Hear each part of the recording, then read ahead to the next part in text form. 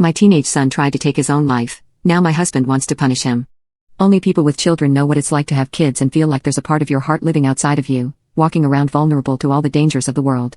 You can try and protect your children in every way you can think of, but I've learned there are some things a parent cannot protect their child from.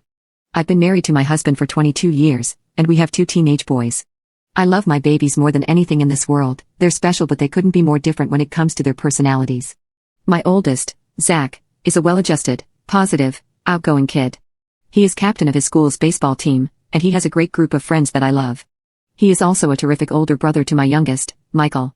Ever since Michael was little, I knew he was a unique, sensitive kid.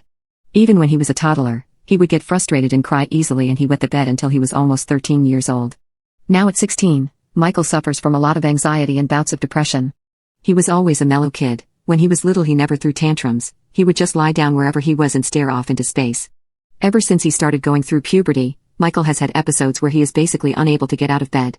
It started when he was around 12. He wouldn't get out of bed in the morning, and when I would go up to check on him, I would find him wrapped in his blanket just staring at the wall. I would ask him what was wrong, how could I fix it, and all he could tell me was that he was sad and he didn't know why. I got him into therapy the same year these episodes started, and he's been in regular therapy with his same trusted therapist ever since. My husband has been basically absent from Michael's psychiatric care. He has said before that he doesn't believe in depression and thinks this is just a phase that Michael will grow out of. He doesn't know how to talk to Michael about it, and he just ignores Michael's issues, and anytime I try to bring up Michael's mental health, my husband brushes me off. It's like he's chosen to simply not acknowledge that part of our son. But I can't, and I do everything I can to help my baby. It's my husband's fault he has no relationship with his son. He will even scold Michael sometimes for staying in bed, and I always tell him to leave him alone and that he's not helping. He doesn't have a strong relationship with Zach either, since he gets upset when my husband is impatient towards Michael. My husband's carelessness towards Michael infuriates me, but at least Zach does everything he can to care for his brother. He has always been very protective of him, and when Michael is having a bad week, Zach will sleep on his floor every night and just spend time with him. He puts on movies and YouTube videos for them to watch together, and he tries his best to convince Michael to get out of the house. But I know it's hard for Zach to see his brother dealing with such intense psychological issues, and over the years we've had lots of talks about how we can best support Michael when he's not well. It's been years, but Michael still deals with the same issues. He'll have a good couple of weeks, then one day, he won't come down for breakfast and I know he's back in a hole. It breaks my heart to watch this as his mother. I would do anything to take this pain away from my baby. We have tried multiple antidepressants, different therapists, and specialists, but nothing seems to help.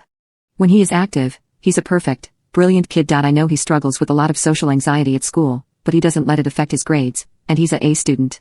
He's a bright boy, he loves reading nonfiction, and he has a lot of collected knowledge on a range of topics. He loves history, and I know he will have a bright future.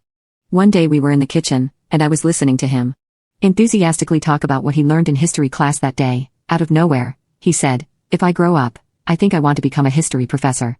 The words hit me like a brick, and I immediately stopped what I was doing, turned to him, and asked why he used the word if I told him he was going to grow up into a strong, healthy man, and he had his whole life ahead of him.